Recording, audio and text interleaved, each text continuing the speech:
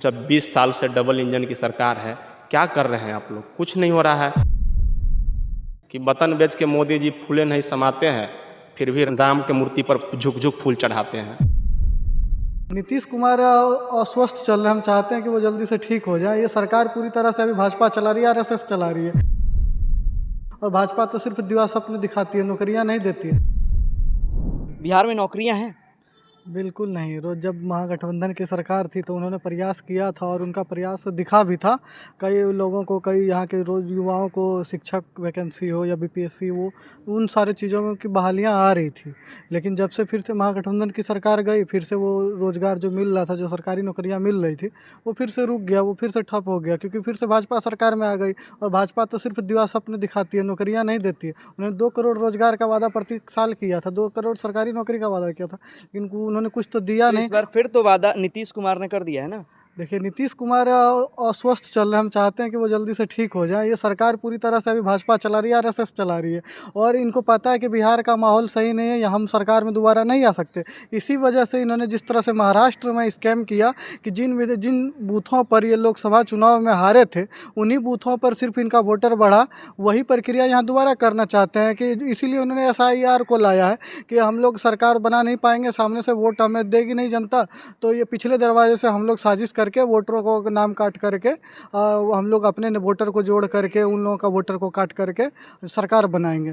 तो ये इनको मालूम है कि यहाँ जनता इनको समय नहीं देने वाली है वोट, क्योंकि इन्होंने किसी भी मुद्दे पर, चाहे सुरक्षा के मुद्दे पर हो, छात्र के मुद्दे पर हो, रोजगार के मुद्दे पर हो, विश्वविद्यालय के मुद्दे पर हो, सड़क या बिजली, किसी भी मुद्दे पर सही तरीके से इन्होंने काम नहीं किया है। तो ये जिस तरह का एसआईआर पे प्रयोग आप बता रहे हैं, तो बिहार हमेशा से राजनीतिक रूप से बड़ी समृद्ध रहा है। जी। लोगों की समझ रहती है राजनीति में, तो बिहार में आसान तो होगा नहीं ना ये चीज़ें अगर नहीं, तो ये जो सोच रहे हैं बीजेपी वाले कि हम बिहार की जनता को बुड़बक बना के वोट ले लेंगे, या ये जो अभी देख रहे हैं कि एक पत्रकार महोदय थे, साथी थे वो सीनियर, उन पे उन्होंने जब यहाँ का दिखाया कि कैसे एसआईआर में खेल किया जा रहा है, कैसे नाम काटा जा रहा है, तो उन पे एफआईआर कर दिया जा रहा है। कि यहाँ पे स्वतंत्रता भी नहीं है किसी मीडिया बंधु को भी कि वो कुछ दिखा सके, कुछ बोल सके।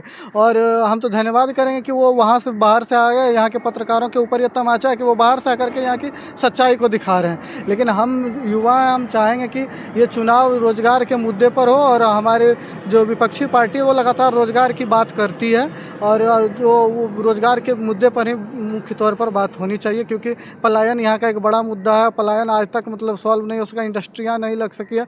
जो ये पीछे छात्रावास देख रहे हैं, ये 1908 का बना हुआ है, करीब 100 साल से ज़्यादा पुराना हो चुका। कभी इस छात्रावास से एक बैच में पूरा बैच का बैच IAS IPS बनता था, और आज ये स्थिति है, क्वालिटी ऑफ एजुकेशन इतना गिरा दिया गया है, या साजिश कहिए कि इस विश्वविद्यालय को जानबूझ करके बर्बाद कर दिया है, कि मुश्किल से, हमको नहीं लगता है कि पिछले 5-6 सालों में एक यूपीएससी भी कोई क्रैक किया होगा इस विश्वविद्यालय से। आपके मुद्दे क्या हैं इस चुनाव में, बिहार विधानसभा चुनाव में आपके मुद्दे क्या हैं? देखिए, मेरा मुद्दा यही रहेगा कि रोजगार सबसे बड़ी मुद्दा है बिहार के लिए। बिहार के अगर पर्सपेक्टिव में देखते हैं तो रोजगार, स्वास्थ्य और शिक्षा बहुत बड़ी मुद्दा है। आप विगत दिनों में अभी देख रहे होंगे, सोशल मीडिया पर ट्रेंड कर रहा है, वो एक बच्ची बैठी हुई है धूप में, मैंने देखा जो स्कूल की कमी है।